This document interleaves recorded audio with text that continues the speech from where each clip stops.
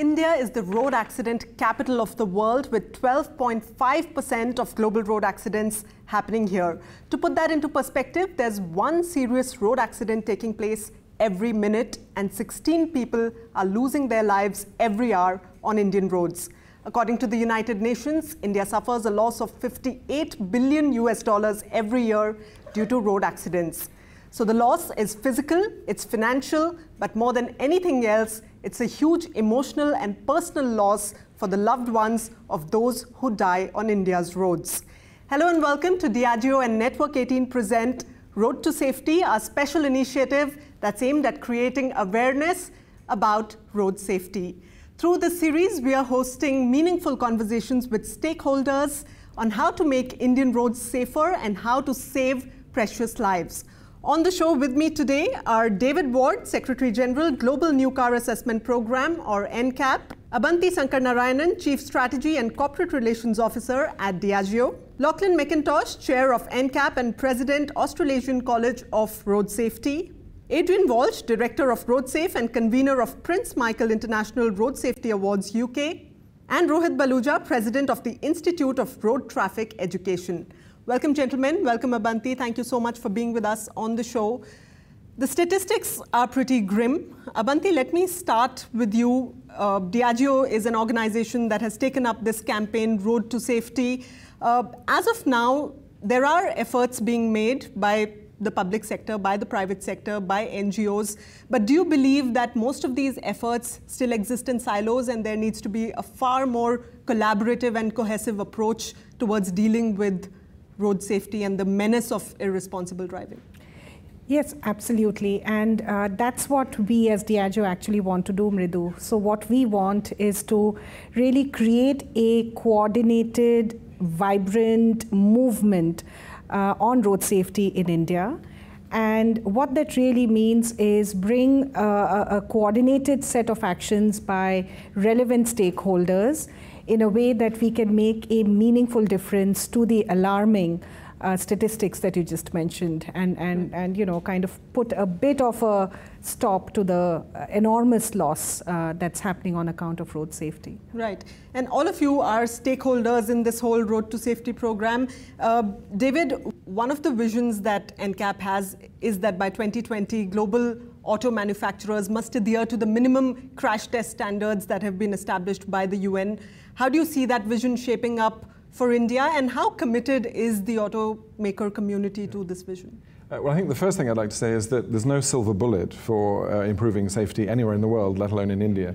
So we need a combination of safer vehicles, safer roads, safer users with better enforcement, better road design. But the vehicle piece is important. And India is becoming a very significant player globally. It's now the 5th largest producer of vehicles in the world. So there's a great opportunity for India to take leadership here. And the good news is that it has. The Indian government has now legislated for better crash test standards.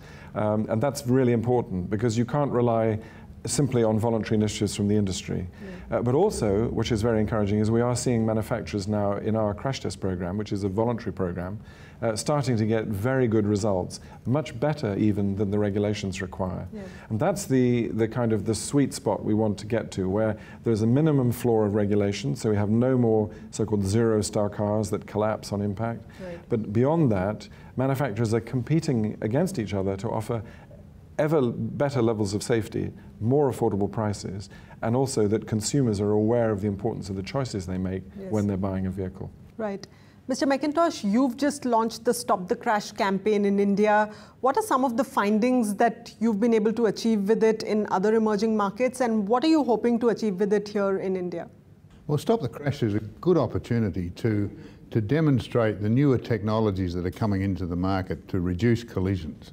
I think, you know, David's right, there are no actual silver bullets, but there's a lot of small bullets that will help. And these technologies of, particularly for motorcycles, for cars, to use the electronic technology to stop skidding, to stop collisions occurring, using radar, to keep lanes together. That Stop the Crash is an opportunity to demonstrate, using the manufacturers collectively who make these devices, to show people the difference. Those things are now becoming commonplace around the world, But it takes a long time for people who've been driving for 10 or 20 years or 40 years to say, oh, I don't need that. I'm a good driver. I know how to do all these things. Do you think some of those things need to be made mandatory? Well, ideally mandatory, but equally manufacturers can bring them in without mandating them. I mean, and we can demonstrate that. And if consumers say, I won't buy a motorcycle unless it has ABS, I won't buy a car unless it has collision avoidance technologies, the regulations will be surpassed. But regulations help because manufacturers want to do things together, but we can't wait for regulations. We shouldn't be waiting for people to all agree when we know these things work. They work, and stop the crashes about showing people how they work. Adrian, your organisation RoadSafe brings together some of the road safety professionals from public and private sectors. You also have something called the safe system approach that is used to reduce casualties. Tell us more about that approach. How relevant is it to India, and what are some of the lessons you've been able to learn from there? The safe system is really a concept that was begun with, effectively put into play in Sweden with a Vision Zero, which almost is self-explanatory, but the principle behind it is quite simple, really. We look at ourselves and we are the weak link in the road network. Humans make mistakes. Now, quite a lot of road safety has been trying to change human behavior, and that's been very unsuccessful. You know how unsuccessful driver training can be. You still have bad drivers at the end of it. People don't obey the laws, crossing the road and so on. So this approach to road safety is different in that it makes certain that the human is protected in every possible way when the human makes the mistakes that they will inevitably make. Right. And the in-car safety is a classic example. You've just heard about the NCAP system, which is really primarily was set up to begin with to protect the occupants of the car itself. Right. It's moved, it's developed, because it's quite possible now to build a car which, if it bumps into a pedestrian, it won't hurt the pedestrian as badly as it used to do. Right. And the idea of the safe system is not to protect people from injury, but it's to protect them from ideally death and, if possible, serious injury. Mr. Baluja, there has been some sort of policy push towards road safety. The new Motor Vehicles Amendment Bill of 2017, sanctioned much higher penalties for drivers. Also, insurance for the injured or deceased. There's also a Good Samaritan law in place for bystanders who help victims on the road. But where is the enforcement? Where is the enforcement? Because we're still losing 16 precious lives every hour on roads. So is it largely an enforcement problem, or is it a design and engineering problem? Awareness, of course, is one of the areas that various people and entities are working on. What's your take? I think it's comprehensively a whole need for a political will to come in. I mean, the first thing is standard operating procedures, codes of practice for road and traffic engineering. That seems to be missing. We don't have traffic engineering. We don't have traffic engineers onto the road. That's the basis. Then comes the next is legislation. Now, legislation is old, and it's not only the Motor Vehicles Act, it is also the rules of road regulations. And so these also need to be changed. Right. Then comes the third thing is driver training. As you know, that we don't have anything called a realistic driver training because anybody can get a license. Yeah. And moreover, we need a license which is based upon our legislation. And that is quite missing. After having completed all that, then we come to enforcement. Yeah. And again, you see in the enforcement, a whole system that enforcement training is important. Today, we are missing out a big chunk of training. Yeah. In our police training schools, academies, and colleges, we don't have a course on traffic management. And it is not the police who has to do traffic engineering, which they are doing today. And so a whole complexity is there which needs to be handled, and it has to be done with the political will. Absolutely. So on that note, we're going to take a quick break, but the conversation continues right here. Stay tuned to our special show, DIAGEO and Network 18 present Road to Safety. Welcome back to DIAGEO and Network 18 present Road to Safety. On the show today, we're deliberating on how Indian roads can be made much safer. Mr. McIntosh, what are some of the latest vehicle safety technologies that automakers around the world must adhere to as minimum standards? We started with seat belts, we brought in airbags to a certain extent. What next for the next decade of automaking? Well, there are, I think, a range of technologies that'll make a difference. Very simply, collision avoidance that stops you running from the car in front, keeping to the lane so that you don't wander off. I mean, pretty difficult in some of the urban areas in India. Most people seem to drive on the lane rather than off the lane. But there are technologies, and for driver behaviour, it seems to me it's a shame in a way that we have to enforce the driver to do certain things when the technology will make a difference. Yeah. There are fatigue devices which read your eyes, are very sophisticated, and tell you when you're going to sleep. A lot of fleet manufacturers are using them around the world. A lot of international corporations are insisting that if you want to deliver a product from A to B and it's a 10-hour drive or an 8-hour drive, that the time required for the driver and watching the driver, you have to have those devices in the car. The technologies are there. Electronic stability control, collision avoidance, lane keeping, fatigue detection. Yeah. There are a raft of these new technologies being rolled out. They're not expensive, and the more they're rolled out, the less the cost, yeah, and the more they can be picked up and used in India just as in any other country. Abanti, at Diageo, you've taken up this whole Road to Safety program as part of your CSR initiative. What will it really take to make this a nationwide movement? What is the Diageo approach to that? And what are some of the outcomes of the last couple of years that you've found through this particular campaign? So at Diageo, as you said, our intention is very clearly that we want to have a huge difference being made to this problem through multiple stakeholder engagement, because the problem is quite complex and has many dynamics which the panel has spoken about.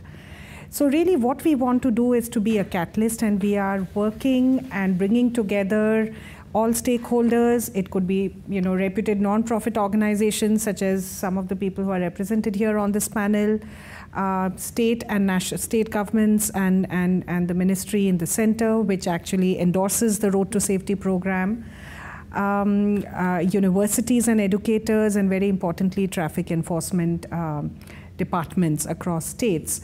So these are all people that we are working with. This is actually the 5th year that we are running the Road to Safety program, and the whole idea is that we make a significant difference to what I call the 4 E's of traffic management, which is education, enforcement, emergency services, and engineering. Right.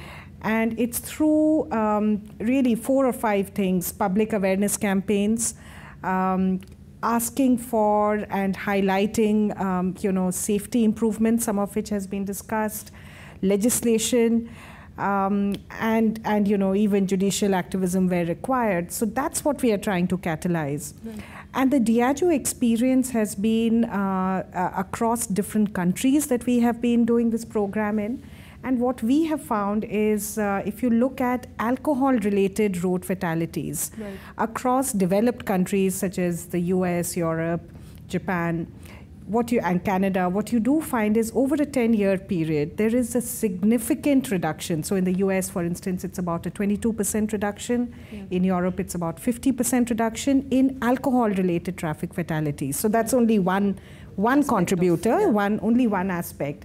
So that then encourages us to say, hey, this can be done in other markets as well. Right. And so those are the outcomes we are seeing in other countries. Right. And that's what we want to achieve here. But it's not going to happen in 1, 2, or 3 years. I think it will take longer. Process, yeah. David, would you like to add to that? I think it's a point also that Rohit made about political will. Part of the really important thing is to understand the political will is also about creating a dynamic of integration.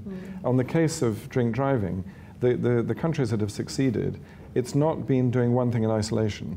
There's been very effective advertising, for example, in the UK about drink driving, but it was backed up by enforcement, directly linked, targeted over festive periods and things like that. And it was the combination of raising awareness and the threat you're going to get punished that brought about behavior change. And now this technology piece is coming into play because there are technologies now called alkolocks, which basically can detect breath of the driver, and basically the car stops working. And so the real dynamic action now around alcohol is this combination of awareness linked directly to enforcement and with a technology which can work very effectively, for instance, in commercial fleets where you have professional drivers. It's very simple. If you get in the vehicle and you over the limit, the vehicle won't move. And I think that's that's one example, one challenge of this integrated approach working. And it affects other areas. The issue of speeding, for example, you can do the same thing. Awareness, enforcement, but now there are devices to alert the driver to the speed limit, and if necessary, control the vehicle to the speed limit. So it's this integration of awareness, enforcement, and then using the best technology. Mr. Baluja, the Supreme Court in 2013 called the problem of road crashes in India a national emergency, and yet that was 5 years ago. Since then, the numbers haven't really improved much.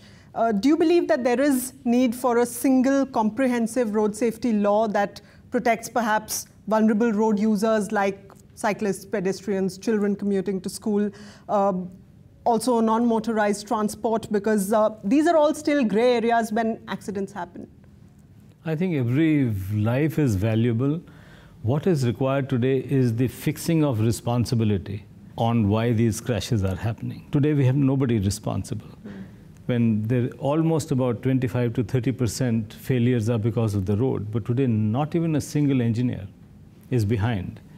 Not a person who has faultily designed the roads is behind or booked for the attempt to murder. Driver trainers are not responsible, that they're issuing licenses without proper testing and training. The enforcement is just not responsible, that they are not being trained. So today, if there is a responsibility that you are accountable to tell the nation why this death happened and why this serious injury happened, everything will fall into place, everything. It's just that one thing, and accountability and definition of who's responsible. Accountability is one thing, and incentivizing the good ones is another one. And Mr. Walsh, you're the convener of the Prince Michael International Road Safety Awards in the UK. How have these awards really helped in promoting road safety? Are there lessons in there that India could use? I think one of them is about DIAGEO. Now, corporate social responsibility is a buzzword, but here is an example of a company that sells alcohol, that is promoting the safe use of the product, not just in the home, but also in a dangerous environment when driving. Now, to have achieved what DIAGEO has achieved in 53 countries, they've had over 300 or 400 different programs running. It's absolutely quite remarkable to put corporate effort behind that kind of education. They've gone further because they're helping to develop the police force understanding of this. This is quite remarkable. And the Prince's Awards, which have been going for over 30 years, recognise achievement and innovation. Right. That's achievement, that's innovation. Okay, so we're running out of time, so I'm going to give 30 seconds, under 30 seconds to each one of you.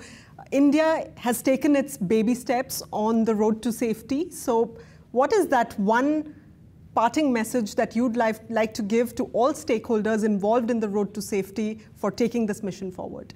David? Actually, I think Lachlan is leadership. You need top leadership with strong engagement from all the stakeholders. All right. Treat it as a national emergency. Okay.